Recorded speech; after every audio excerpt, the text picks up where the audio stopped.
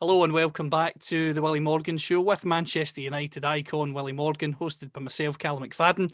Tonight's going to be a Scotland special. We are going to be joined by John Bleasdale, who is one of the lead writers at the famous Tartan Army magazine. We're really looking forward to welcoming John to the show, particularly as Scotland have at last qualified for a major tournament after over 20 years. Back in Willie's day, they qualified basically every couple of years, but now it's the first time since 1998. But before we start, as ever, Mr. Morgan, I believe you've got a few hellos for everyone. Start with, I've got a couple of bad ones. Frank Worthington, Peter Lorimer, sadly. Another two friends gone. I just, wish the family all the best. And there's not a lot you can do or say, but they were both great players and both great guys, and be sadly missed. Also, on a brighter note, a birthday. Good Ahmed. Good. He was 53, I think, on Sunday.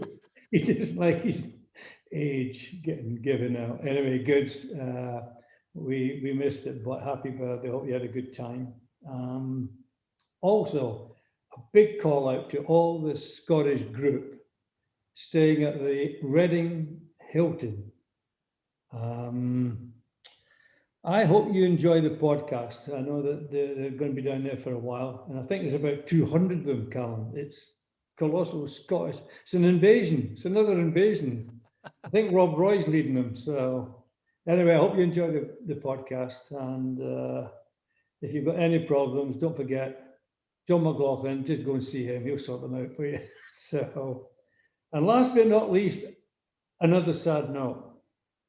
I've just come off the golf course. You can see I've been blown, freezing cold wind, bright sunshine, and thick snow.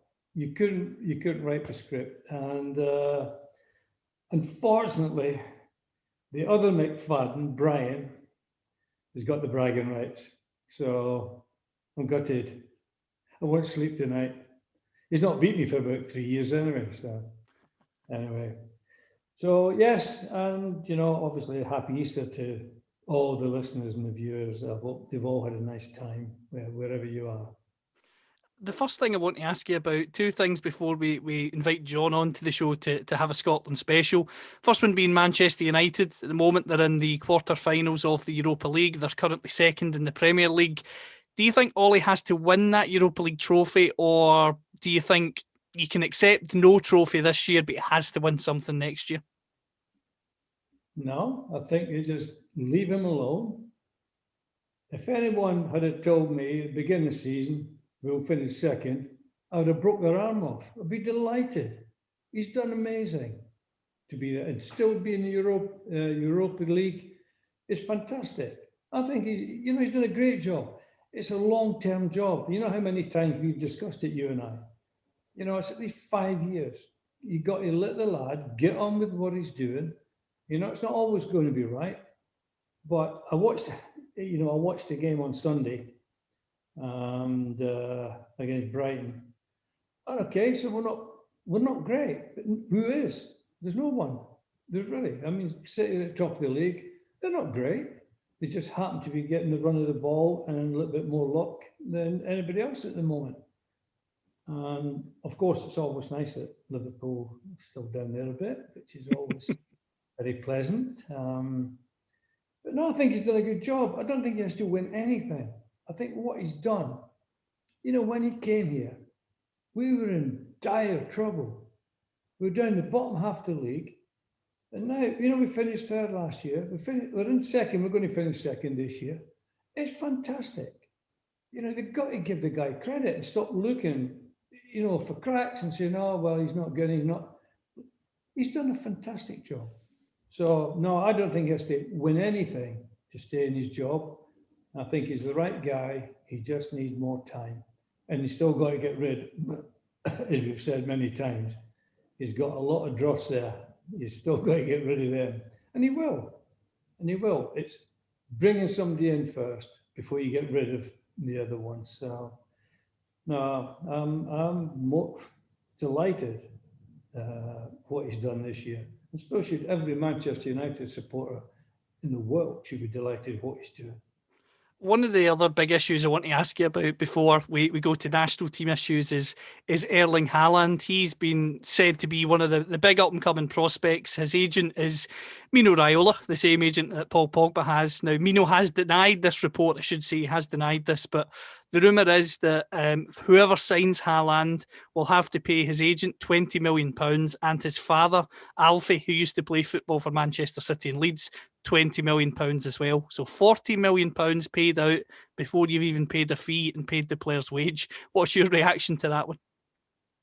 I hope his middle name's Pele or Messi, because other than that, he wouldn't be in my football club in a million years. It's crazy. It's gone crazy. Agents trying to move to an agent. His dad, yeah, I don't mind his dad getting some money. Good luck to him. But agent, get out of here.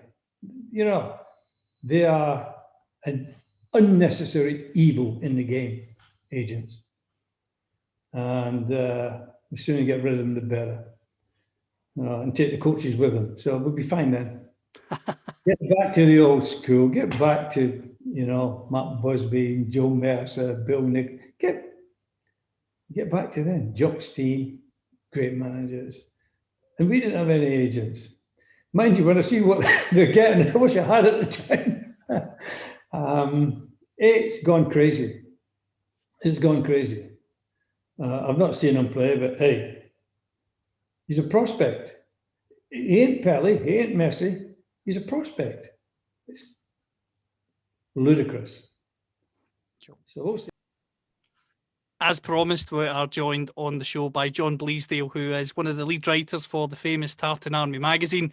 We've talked about Manchester United, we've talked about agents' fees in football, but as we said at the start, today is a Scotland special, and I'm going to hand you over to the capable hands of John. As I say, John covers the national team, he's a Scotland Supporters Club member, and he's got some incredible questions for Willie. So I'll come back in at the end with some listeners' questions, but as far as I'm concerned now, John, over to you. Thank you very much, Callum. Willie, thanks very much for taking the time to speak to me. Take you back to when your Scotland career first started. In fact, going even beyond that, what was your first memories of following the Scotland national team, and who were your favourite players? My favourite player was Willie Fernie. I don't know, you're too young to remember Willie, but I know. But he was my favourite player. He was an inside left. We don't know what that is nowadays, these kids, but he was an inside left, and he was a dribbler. And I think I remember him, black and white. It was Scotland, England, and Duncan Edwards was playing for England. And Willie Fernie, I remember Willie dribbling, not that I knew who Duncan Edwards was at the time, in all honesty, but he was my favourite. But through the years, there've been lots of great players. I love Jim Baxter. Jim McCalliog, another, back then when they beat England at Wembley, I mean, it was fantastic, we lived in a little mining village, John. We didn't have tellies way back, so it was only later on when we went to somebody's house, and it was a little black and white thing about 12 inches wide. You couldn't see anything. So other than, not that we got much chance to read the paper, but so we didn't have much communication outside the village. In fact, we didn't know where England was. We just heard it mentioned. Say, England, where's that? Oh, don't know. Anyway, so, but the memories of Scotland are obviously fabulous. Great memories, great times, and I think arguably the team that I played in that went to the World Cup and qualified was one of the great Scottish teams. And of course, Tartan Army were with us in Germany. They were unbelievable. I mean, they were just unbelievable. So this is a pleasure for me to talk to you. I know you write for them. So they're just fantastic. I just mentioned before you come on air, there's 200 of them. They're not all Tartan, they're all Scottish, and they're down in the Red and Hilton at the moment, doing some work down there. 200 of them, And I'll just give them a shout. But they're all Scotland fans, you know. So they're everywhere, John. They're everywhere. Yeah, they certainly are. We certainly hope there's lots of them come the Euros in the summer, but we'll just need to wait and see. But you talk about the good memories you had beforehand, and then you got the honour of making your first cap on the 21st of October 1967 in a defeat to Northern Ireland. Obviously, losing is not a good thing, but what's your recollections of your debut? The manager was Bobby Brown. If I remember correctly, Bobby was the manager at the time.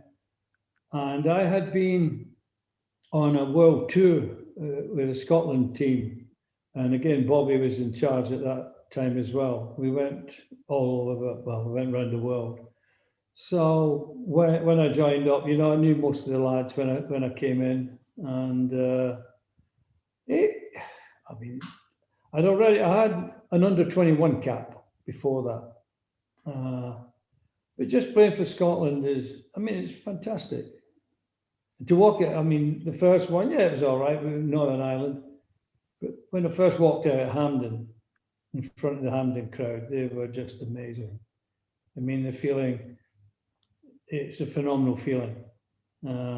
It's hard to describe. It's just a great, great feeling. And it was great for my family. They loved it. You know, they were all miners, and they were good times, good times. Yeah, definitely. I mean, you got your next cap, 4.5 years later in a game against Peru. Why do you think it was so long between games? Was it just because of the talent that was there at that point? Because obviously it's a very competitive field back in your day.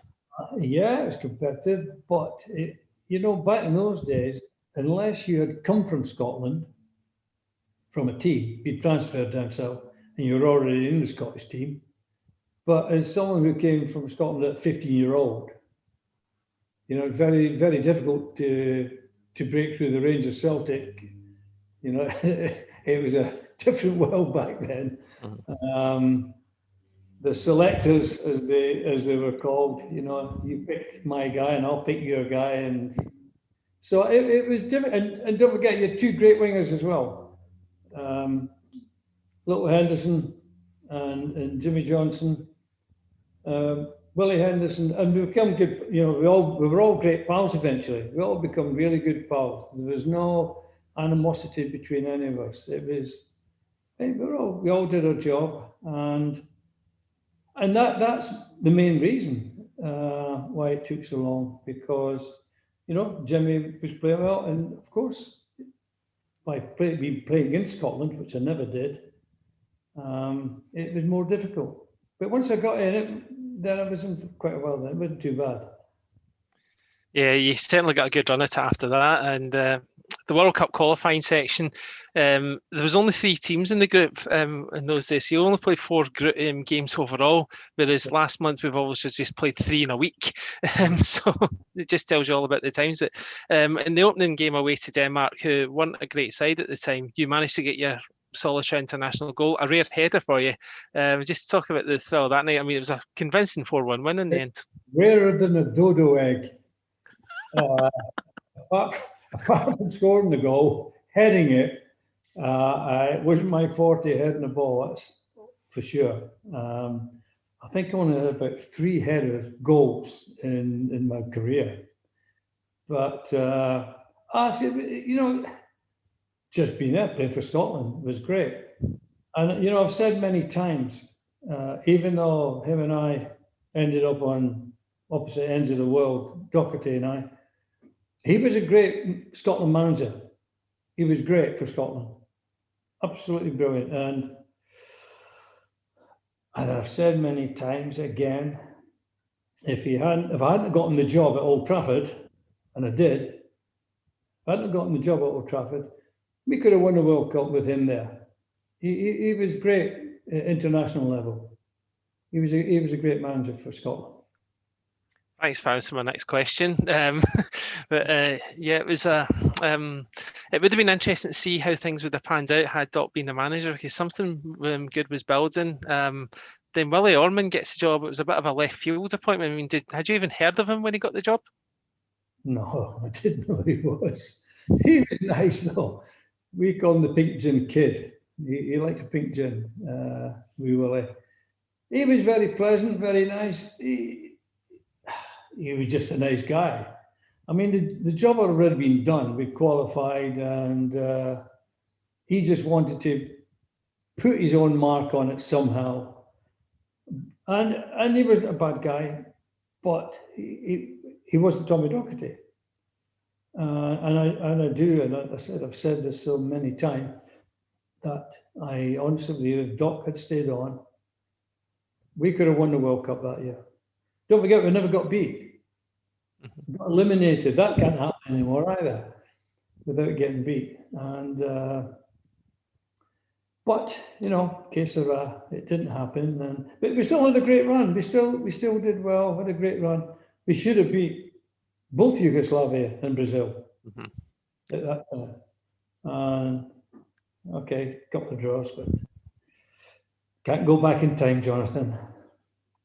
Definitely not. But in terms of, I mean, we all talk about wanting what it's like 50,000 at Hampden these in modern times, but you get over 140,000 for the game against Czechoslovakia. I think it's fair to say that'll go down one of the top three in your memories of being a Scotland player. You set up the winning goal and it qualified us for the World Cup as well. Just describe that feeling.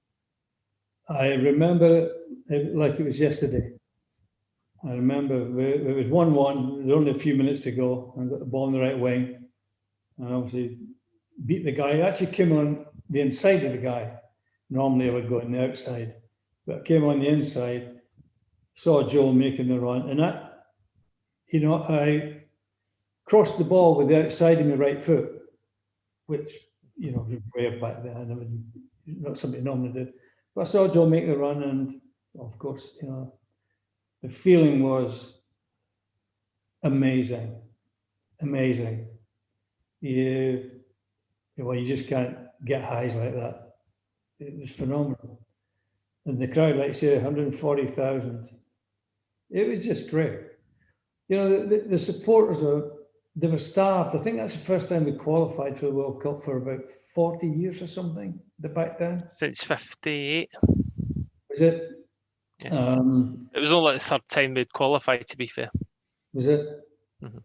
But the feeling was euphoria. It was fantastic. And I was, as much as I hated him eventually, I was talking about it, stayed on to enjoy what he started. He put the team together.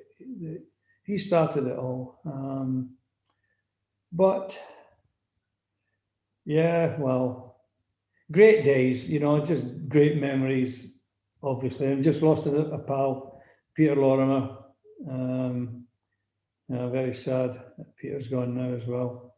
And he was obviously part of that squad.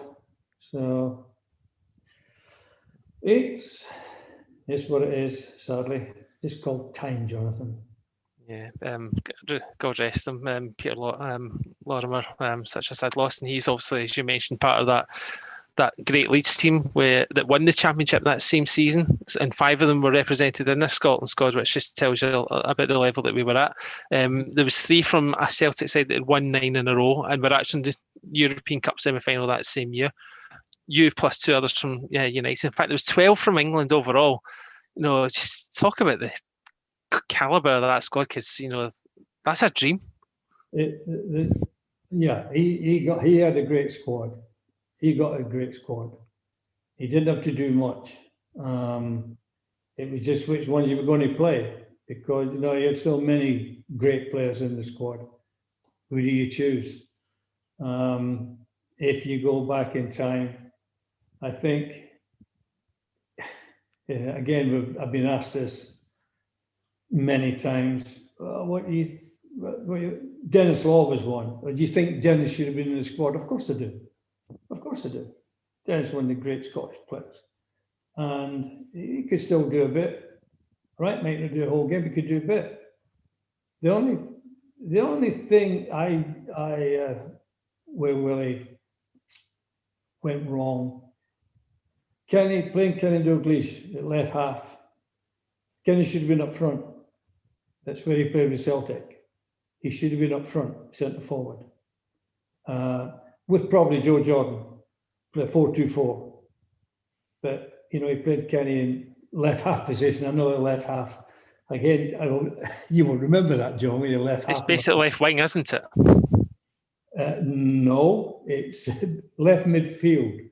All right. You had a right half, centre half, and a left half, and two fullbacks. It was 1, 2, 3, 5 back in the day. I know. And I obviously, I think it was a mistake. Kenny, he's not a midfield player. A great centre forward, great thing. And I think if we'd have played Kenny up front, we could have still done it, yeah.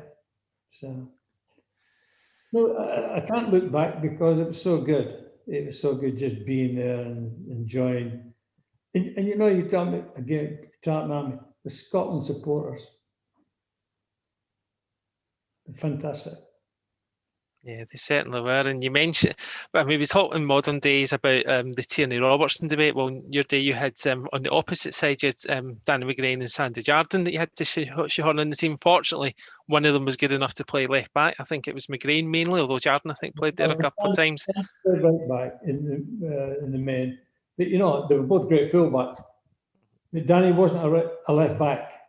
As good as he was a great right back. But they were both great right backs. But you needed someone with a left foot playing left back, the way the game was played back then. And every time Danny got the ball, he had to come on his right foot, so it's coming inside. It's not going wide. You know, it's a little thing, but then he's accommodating the Rangers player and the Celtic player, because you can't say, well, I've left the Celtic player out and I'll put the Rangers. It's difficult. It's all right, me sitting saying that. It's difficult for Willie. And again, Davy Hay and Billy Bremner, both right halves. We call them right midfield now, John, but they were both right halves, both great players. It was one of those things. Anyway, it didn't matter. We still have the distinction of, like I said, never been beat and got eliminated. So, whereas it's not winning a World Cup, it's still, I think it was a great achievement. Yeah, you would certainly take those days now. But yourself and Jimmy Johnson, I mean, you were both played in similar positions. Do you think there's a way that the two of you could have been played in the same team at that point? The way it was different, the way the game was played, because your winger basically played wide on the wing as a winger. And then we had Peter Lorimer, we had Tommy Hutchinson on the left wing. But we were wingers, even though I ended up, when coaches got in, I don't know who suggested somebody to call the coach, scourge of the game for me. I detest him. The coach is basically somebody who never played himself or couldn't play. And telling people how to play, can't play. It was just difficult. I ended up when Franco Farrell came coach, and the wingers were getting faded out of the game. You know, wingers had got faded out of the game. Alf Ramsey started that, his wingless wonders, when they won the World Cup.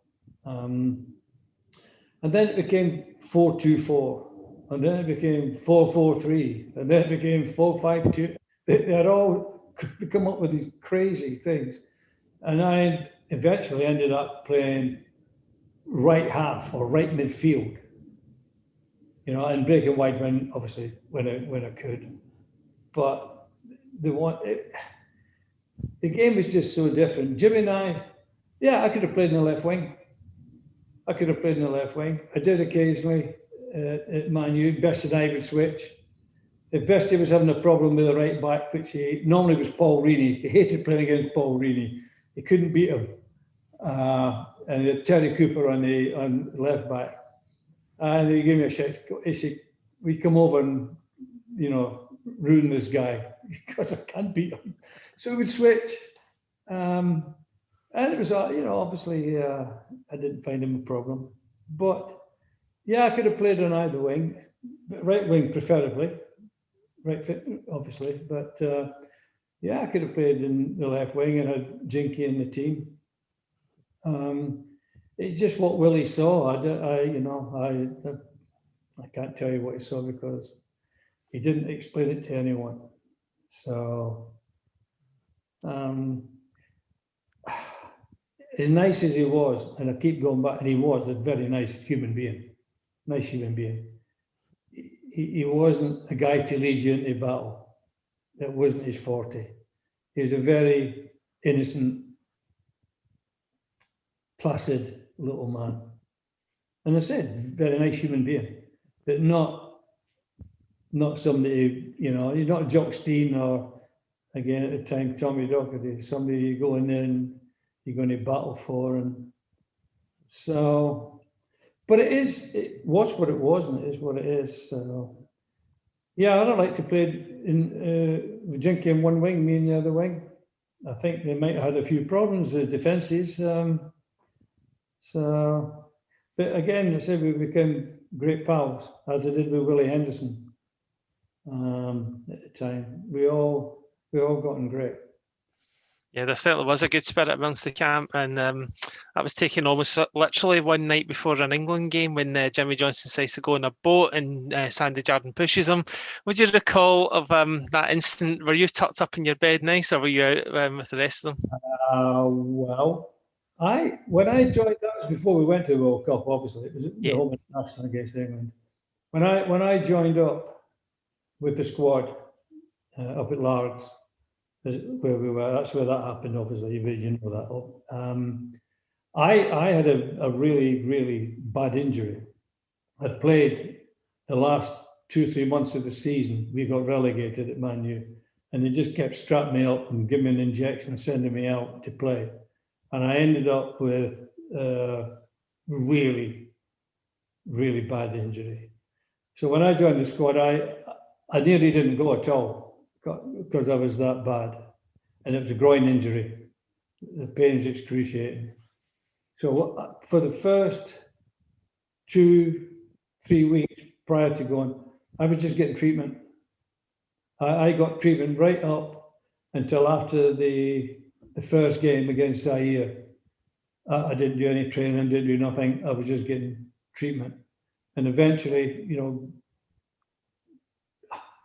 thought we got rid of it all, which I did. And I played the last 2 games. Once I was fit, I came into the team. But up until then, I was injured. But when we went to Largs, yes, I was injured as well. We all went out, as we did, the crew.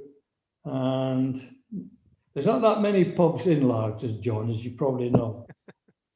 And I had a sing song. And the one thing that I don't know if people know, Jimmy Johnson had a fantastic voice. He was a great singer. Unbelievable. I mean, look at him, the wee carrot head. You would never in a million years think when he opened his mouth that the beautiful voice would come out. And he was singing it was about 2 in the morning or something, 3 in the morning. And we had a few drinks and we're all singing and that. And I was sharing a room with Jim Holton.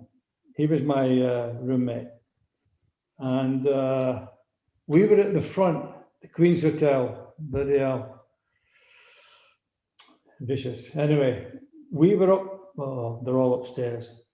Jim and I's room was overlooking the sea. So I got about 3 o'clock, I said to Jim, I'm going back. I mean, it's only like 5 minutes walk from the thing. I'm going back.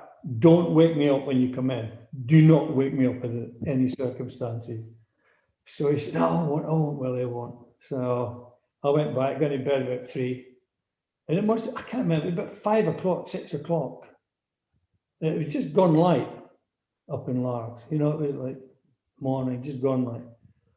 And I hear the door opening and Jim said, Willie, wake up. And I was like, oh, what's wrong?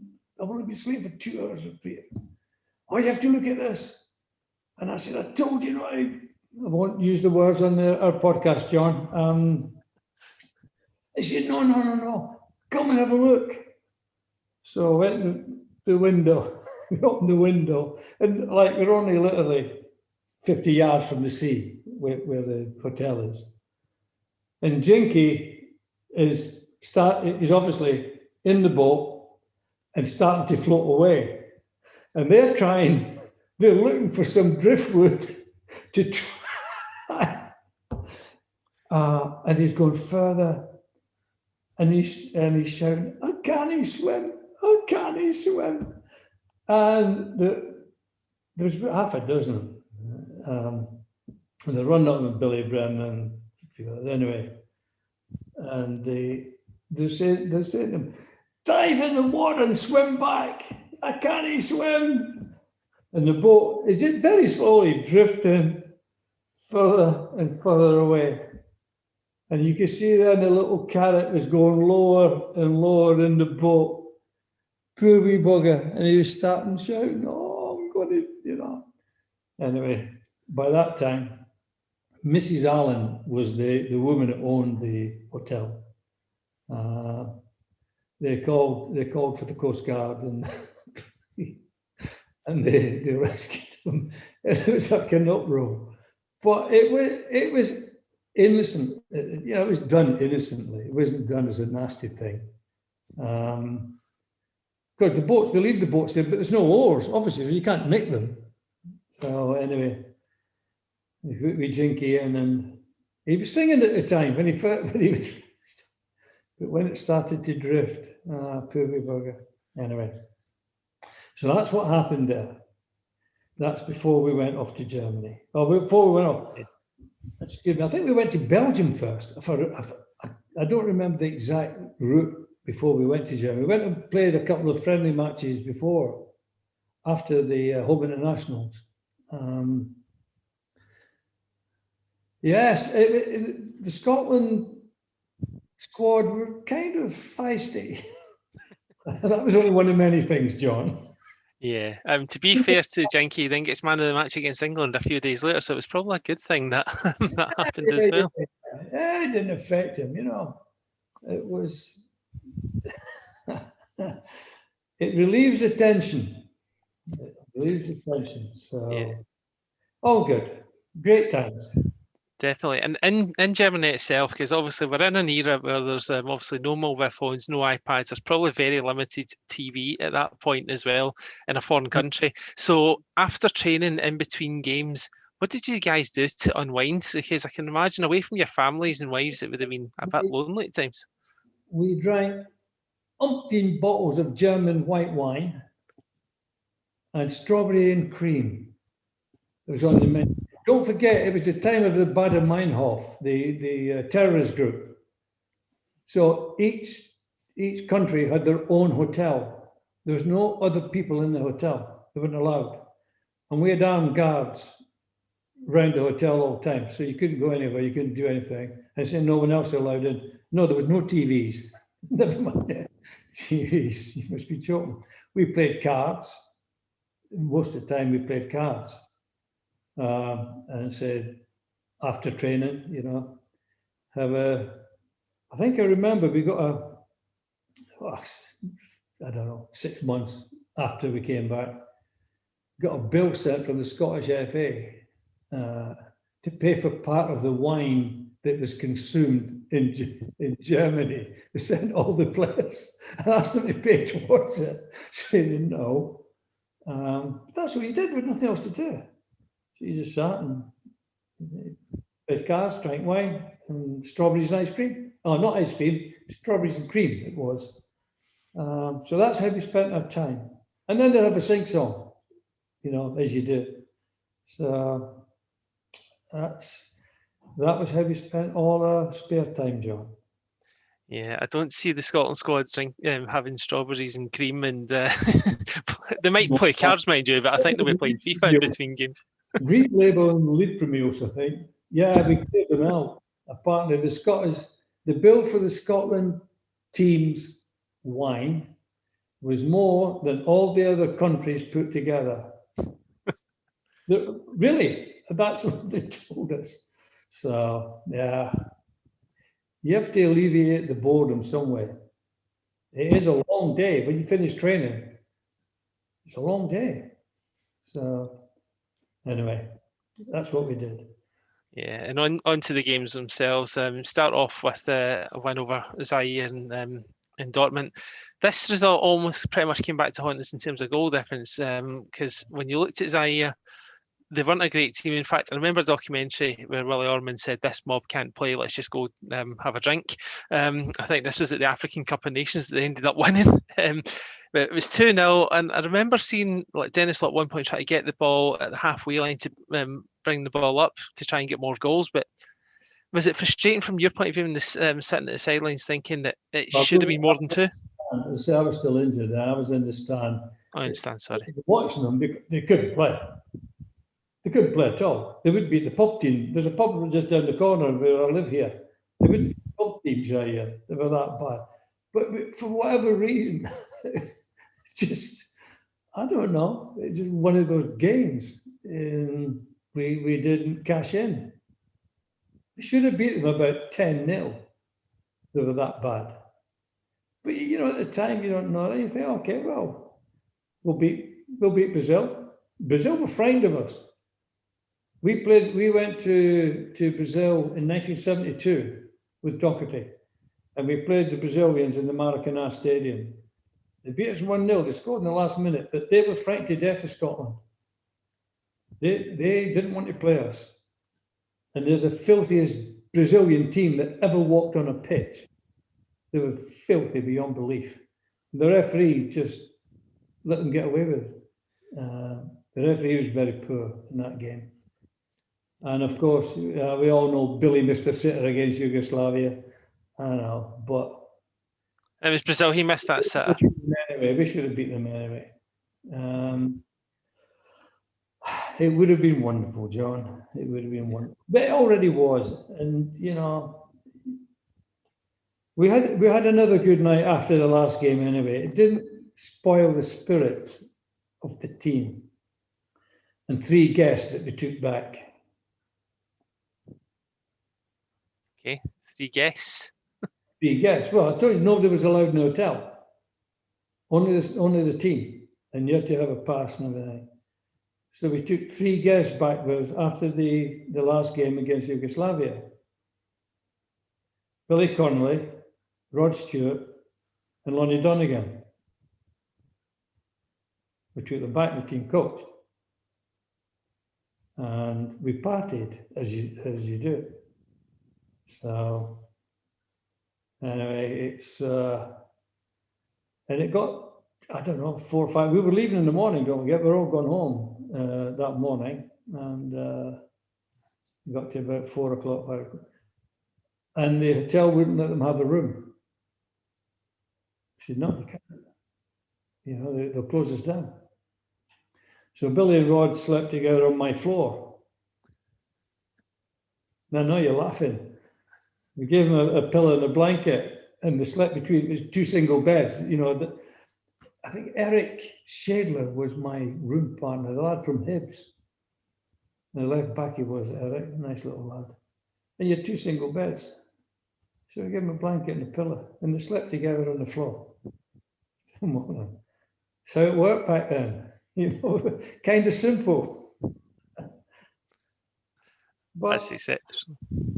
I know, but we had a good time, really good. See, we were sad for the Scotland supporters that we didn't go through into the next round, because they're just unbelievable, singing and dancing every time you know, we were on our way to the matches and at the matches, just happy. It's a wonderful thing. It makes you feel very humble. Okay. Yeah, these are it's good times with the obviously having Billy Connolly coming into your room. There's not many people that can say that. They had Billy Connolly sleeping on their floor. In terms of the Brazil game you mentioned, I mean, this was the world champions Brazil, who 4 years ago were described as the best team on the planet, the free-flowing football they played, but this Brazil team was not quite like that, were they? How disappointing was it that you didn't win that game, given obviously the Bremner chance and other chances you had? Yeah, but No, they were horrible.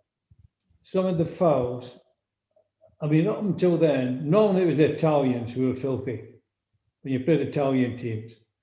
And the other one, Estudiantes, when I played against the Estudiantes in the World Club Championship final, they were filthy beyond belief. They didn't tackle you, they just kicked you. And Brazil did that. And that's not Brazil. I mean, the greatest footballing teams that ever lived, you know, when Pelé was playing and all the great Brazilians. That wasn't the Brazil at all. They were thugs. But the referee let them away with it. You don't mind getting, okay, you want to kick me? But the referee do something about it, but he didn't. Just, he was unbelievable. The referee was diabolical in the Brazilian match. And like I say, not just Billy Connolly. Billy was sleeping with Rod on the floor. Yeah, of course, yeah. He wasn't on his own, poor bugger. Yeah, sorry, Rod. But yeah, that's a claim to fame, having Billy Connolly and Rod Stewart on your floor. No, I don't think it was long. And in the Yugoslavia game, and Yugoslavia obviously beat Zaire 9-0. I mean, you're telling me Scotland should have maybe won about 10, and Yugoslavia ended up doing that, which proved to be a difference. And then against Yugoslavia, again, there's enough chances, but just wasn't to be. And Scotland created history by becoming the first side to go out of a World Cup without losing a game, and started this chapter that we love to call glorious failure. But how did you guys view it?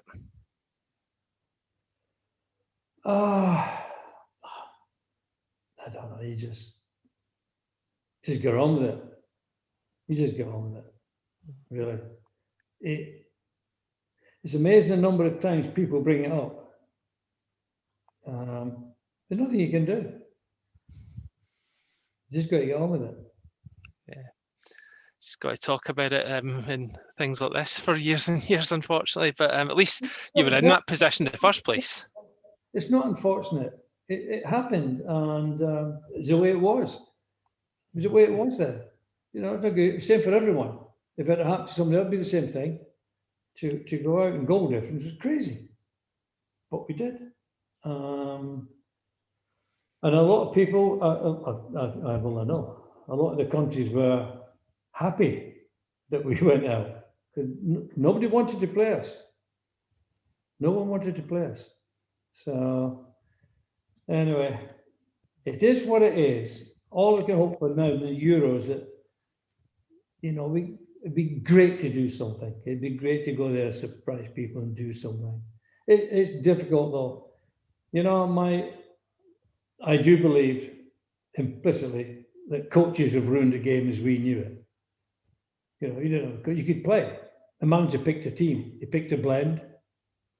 No good having 9 Willie Morgans in your team because there's only one ball. But, you know, they're all won the ball. It's a blend, and that with a coach, as long as you can pass it backwards or sideways, you get a game. They're pathetic. I really don't like them. So they've ruined the game as we knew it. And you know, and it's not just the teams at the top. They're taking kids at 5-year-old, 4, 5-year-old, coaching them. But let kids play. Just let them play. Give them a ball, let them play. Stick a couple of jackets down, as we did for goalposts. Well, we didn't have a jacket. You had a jumper, if you were lucky. Put the jumpers down and play. You know, all you have to do, John, back then, certainly, go into school. Ask the kids, who's the best player at school? He is. Who's next best? He is. Kids will tell you. They'll tell you who's the best because they know. Now, 5-year-old coaching courses and it's pathetic. It's crazy. So they're all the same. They all play the same way. They all do the same thing. And occasionally you get somebody in the modern game who comes through who is different, like Lionel Messi, who is genius for me. I wish he was Scottish, by the way. I know. I wish he was Scottish. But they knock it out, the kids. Keep possession, go backwards, sideways. Anyway, it's don't take anybody on because you can't lose the ball. They kill the kids. I mean, there's loads of kids with great ability, and they get it knocked out of them because they're frightened. So they play safe. And I'd like to, in fact, I asked Callum if he would come along as my assistant manager, apply for the Scotland job, and we'll go back to a proper manager and a proper team that plays attacking football. But I'm not sure Callum wants to do that. I think he's a coach, really. I think he's got a coaching badge. He's not told me. Yeah, he's probably got a few hidden talents there somewhere. But and yeah, in terms of, I mean, the squad that you had, as we said, there was 12 players based in England, 5 of which were title winners that year. And you mentioned before, but Thomas Docherty could have taken this team to win the World Cup. Could another manager other than Willie Ormond, and I'm not meaning any disrespect to Willie Ormond, could a better manager have taken Scotland to at least the next round where you got Holland? I think, without a doubt, and I told you, I hated the man eventually, Docherty. I do believe he was fantastic as an international manager because he only got people on a short-term basis.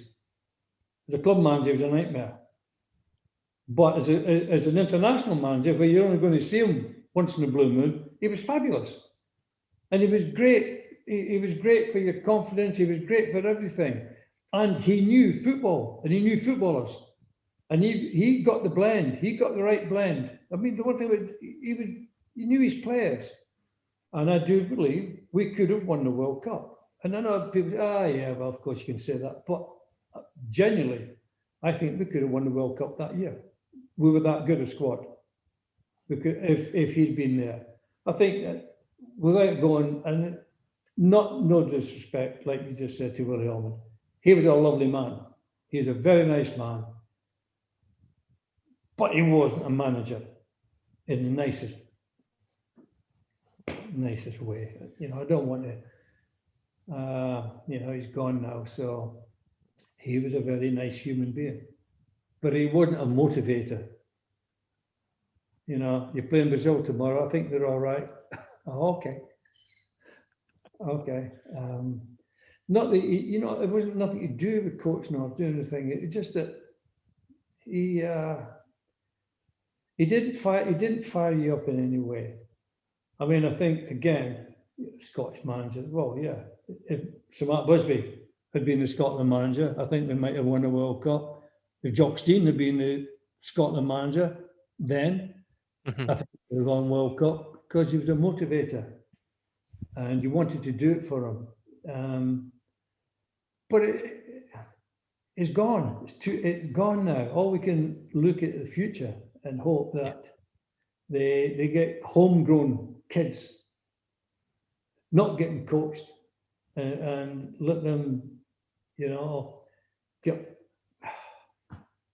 whatever they're born with, let them enjoy it and let them get to 15 and then start saying, you know, I ask kids now, what position you play? Anywhere.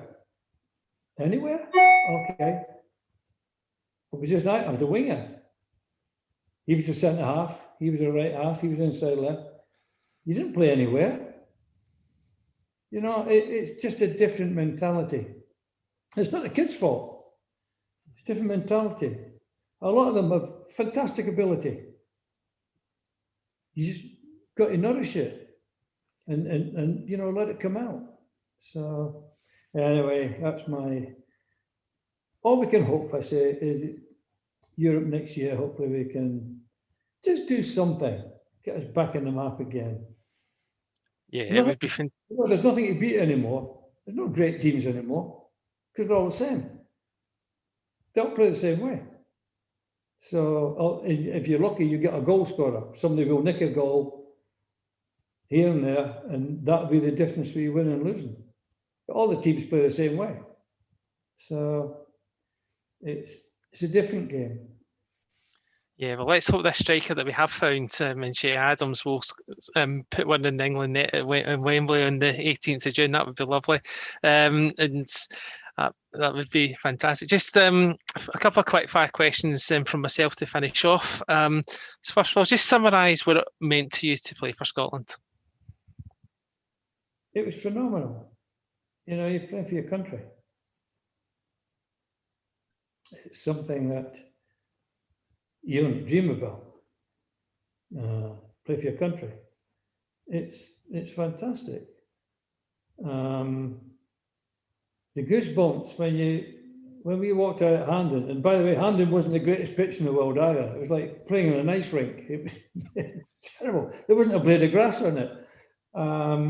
But it was just fantastic. The feeling's incredible. The only other feeling I've ever had, when I used to walk out at Old Trafford, and in those days, 63,500 was the buzz, the thing, the adrenaline flow was unbelievable. Unbelievable. And I'm sure it's the same up there at Ibrox and at Parkhead for the players that play there. It's a great, great feeling, especially if you're half decent and the crowd love you. It's a fantastic feeling. And unfortunately, the biggest problem is that when you do finish playing, hang your boots up, it's very, very difficult. Well, you can never get a high like that again, just walking out. So that's why a lot of the older players, you know, they turn to drink or gambling or something to try and get a buzz. It's not the same. Well, it can never be the same. So it becomes a bit humdrum. I'm lucky because I've got my golf. Other than today, because Brian McFadden beat me today, and he's got bragging rights till I get him on the course again. Not Callum, Brian. Okay, we came off the course today, John. It was snowing, sunshine, and blowing a gale. Yeah, he beat me. I'm gutted anyway. So I've been lucky to have good friends, and also that golf is a great saviour for me. I play golf almost every day, and it's a great, you know, it's a game that you can never beat, no matter what you think you are. Golf is a great leveler, and it keeps you sane. It doesn't make you happy, but it keeps you sane. That's a good way of putting it. Who was the best opponent you played against when you were in the Scotland shirt? Best opponent. I played a game. Best opponent. You know, there was no one. It sounds no one in my career I couldn't go past. I go past anybody. Anybody. And the great Ray Wilson, one of the great fullbacks, Tony Dye, skinned them. There was nobody apart from one guy, and it wasn't that I couldn't beat him. I never got the chance. We played Germany. We were playing them 2 matches. I think it was the anniversary of German 50 or whatever. And we played them at Hampden. And they had the left back, I can't remember his name now, but they called him the Beast. The Beast from the East. He was supposedly, they took him off at half time. I tore him to ribbons. And again, so much verbal as you did back then. I tore him to ribbons and they took him off. And then when we went to play them in the return match in Germany, and there was friendlies, you know, they were friendly games. There was a little guy, and he went very big. And you know, because he became the manager of Scotland, Bertie Vogts. And I'm lining up, he's lining up and he's smiling. And I'm saying to him, I'm going to rip you to pieces, babe. I'll tell you to, I'll rip you to pieces. I'm going to make you the biggest nightmare you ever had. And he just smiled. John blew the whistle. He came 90 minutes. He never left my side. He never left my side. I never got a ball. I never got a pass. Because he let the game go. So wherever I went, he just followed me. So I couldn't get the ball. And I never, ever got the chance to take him on. I then played against him in America. And I tore him to ribbons there because he didn't have the same thing. I did. I came up again one more time in America. But that night, I never kicked the ball. Never kicked the ball. So he was the most effective, if you want to put it that way. But yeah, of course, because I did it eventually. But that night, I never got a ball to beat him. If I got a ball, I just had to pass it straight back to Sandy Jardine was right back, I never remember. Just couldn't give me it. And I'm just going to give me the ball, No. So he's the only one that night, only one night. So other than that, nah, fullbacks, big and ugly. They were easy. Love them. To love them, my God. So, but it was a different game. It was a different game. So, but I wouldn't have changed it for the world. I don't know if you read my book, but I didn't intend to be in football. I wanted to play for Socky. That was as a kid, my dream was to play for Socky Juveniles, they were called then. I know they're called Socky Juniors now. They're called Socky Juveniles. And it was the pit team. All the lads that played for it were down the pits. The whole village was down the pits. There was nobody else, just all minors. And my brother played for Socky. And my ambition was to be like my brother. He was a right winger as well. He got sin-died, by the way. And that's what I wanted to do, play for Socky. So when I was leaving school, you left school at 15 back in those days. And the choice was down the mines. Well, my choice, most people didn't have a choice. You just went down the mines. My choice was to be a priest or go down the mines. I didn't want to be a priest. So I was going down the mines. I was going down the pits. And, the story, obviously, we qualified and whatever. Then scouts started to come. We didn't know what a scout was. And never heard them. Started knocking on the door saying, really? My dad, and you'll pay him? Yeah. He could not believe it. He could not believe it. He was in the mines for 50 odd years. And you pay him to play football. Okay. So I left home at 15. But it wasn't by, you didn't manipulate it. You didn't dream of, you dream of play for Socky or play for Celtic at the time with team. That was the although nobody ever from the village played for Celtic. It was very basic. Don't forget, no televisions. There's no. We only had one radio, and that you have to wind that up. And Radio Luxembourg was the only thing we ever got in it. So we didn't know what was happening in the outside world. I know it seemed really stupid now, but we were just happy in the village. We played in the street. Nobody had a car, obviously. And nobody had a bloody bike, never mind a car. We played the streets with a tin can. You couldn't afford a ball. We played with a tin can. That's how we played football in the streets. So anyway, when they started coming along to the house, my dad was like, just couldn't understand it. Could not understand it. So you pay him. Yeah. Okay. So yeah, I could have been down the mines, pal. I could have been down the mines, What a life, what a hard life they had. Just got lucky. That's all. Just got lucky. You got lucky, but you made the most of your luck and that carved out a good career for yourself, obviously. What's your favourite moment in the Scotland shirt? When he blew the whistle at Hampden that night and we were in the World Cup. That's the greatest moment. It was phenomenal. I mean, making the goal for Joe for 2-1, but then there was still a few minutes left. So making the goal was great, but when he blew the whistle, it was euphoria. It was fantastic. Just greatest moment. Who was your favourite drinking partner on tour? I wasn't really I wasn't really a drinker back then. Well, Jim Baxter, the Bacardi kid, Jim, the Bacardi Coke kid. And, the other way, I mean, Billy and little Jinky and a few, but a lot of them were big drinkers. I wasn't a big drinker. I couldn't really drink. There was only a few who were big drinkers.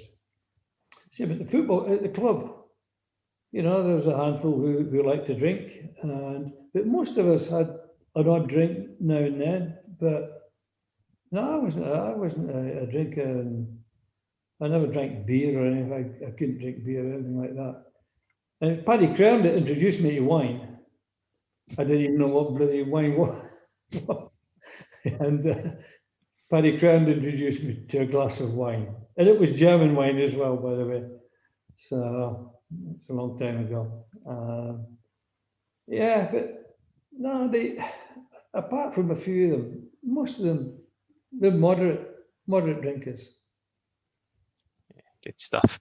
And the final question for myself, and thanks very much again for letting me come on to ask these questions today. It's been an absolute pleasure from my point of view. What's your overall thoughts? I know you've talked about them a lot, but what's your overall thoughts on the Scotland fans in the Tartan Army? They're fantastic. They don't cause trouble. They go, they like to have a drink, they like to sing and dance. And they were loved. Wherever we played, wherever we went, the other fans loved them. It wasn't, we want to fight, you want to do this.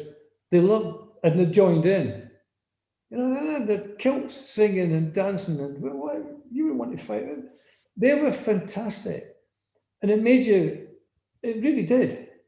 I said it before, makes you very humble. Really.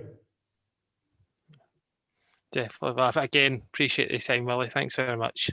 It's a pleasure. It's lovely to meet you. Yeah, you too. Wish them all the best for me in your next article, please. Oh, I will. Don't you worry.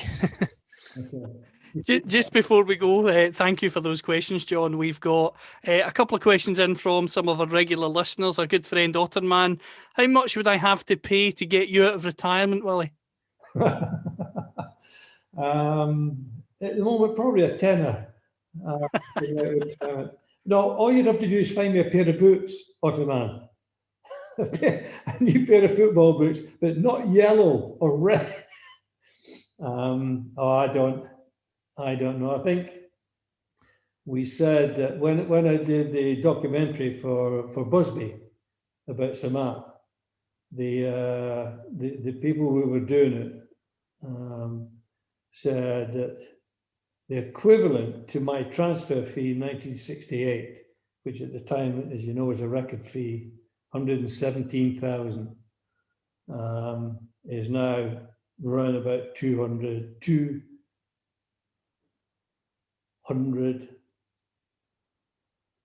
million, 240 million would be the equivalent.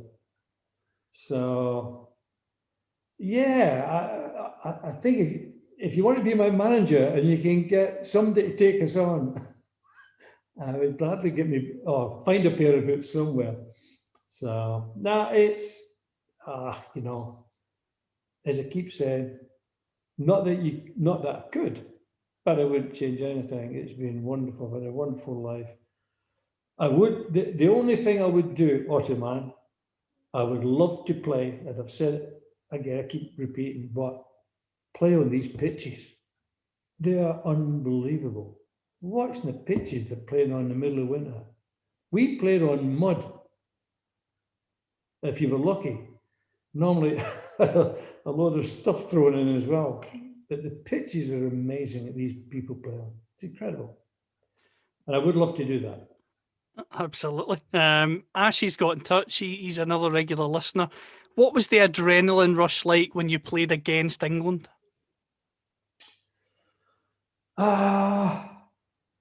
You wanted to beat them so badly. And, some of the English, it was funny because when they're playing, one of my best pals in football was Alan Ball. And you know what Bolly was like? He was always shouting on how much he hated the Jocks. It was a load of rubbish. He was one of my best pals. We got on great. And so when he was playing for England, and the same with Nobby. You know, I used to say to Nobby, if you kick me, if you come near me, I'll kill you afterwards. I'll get hold of you. Because you couldn't fight Nobby. You could kick, but you couldn't fight. So, don't you dare kick me. So we had friends. It was, you just wanted to beat England. Or you wanted anyone to beat England at the time. I mean, that was the way we were brought up. But now my family's English. I can't do that anymore. I've got to be very careful. And all my friends are English. So it was just great playing against them. It was great playing against England. So you have to ask Jim McCarley that question. Jim scored the winner against them, didn't he? He scored in that famous game, absolutely. 67. Yeah, he did.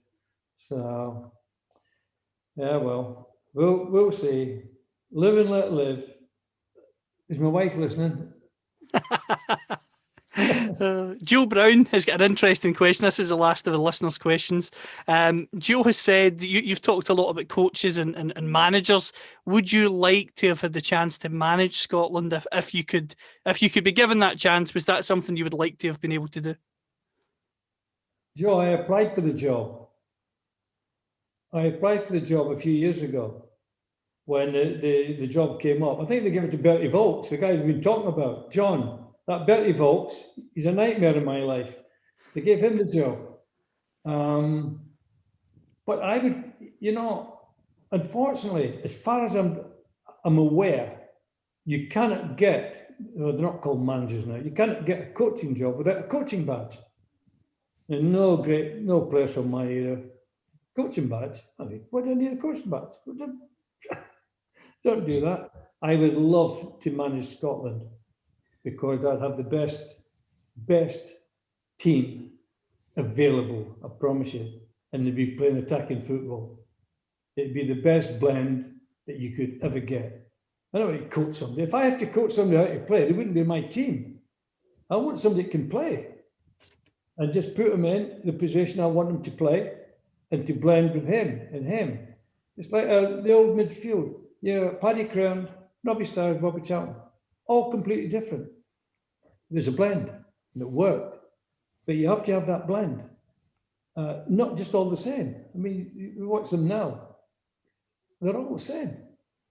It's and it's not. I just think it's ruined the game as we knew it. Coaches ruined the game as we knew it. And if the job comes up again, now that I know John, I can take Callum and John along as my assistant managers, and we'll all be managers, and we'll have the best Scottish team we had since 1974. I like the sound of that. I'm sure you do as well, John. Oh, that sounds like a dream team. I don't know what the fans would think, mind you. I think they'll stomach it. The fans would love it. Oh, brilliant. Just before we end, Willie, we always say we couldn't do this show without Kay because she is the woman who helps us with the technology on your side. I believe it's a very special occasion coming up. Yes. Well, I must admit, I'd arranged to play golf tomorrow. And she said, what are you doing tomorrow? I said, I'm playing golf. Really? Really? I said, yeah. Why? What's your problem? Don't you know what day it is? I said, yeah, Wednesday. No. It's our 13th anniversary. Oh my God. So tomorrow morning, I'm going to have to find a card somewhere. I'm going to be somewhere open. Go and find an anniversary card. So it's my anniversary tomorrow, John. So I'm under orders, so I won't be golfing. I'm going to have to let my partners down tomorrow. Well, everyone, all the listeners, I'm sure, John and I will wish you as well a happy anniversary. Back in the golf course soon, I am sure. My happy anniversary.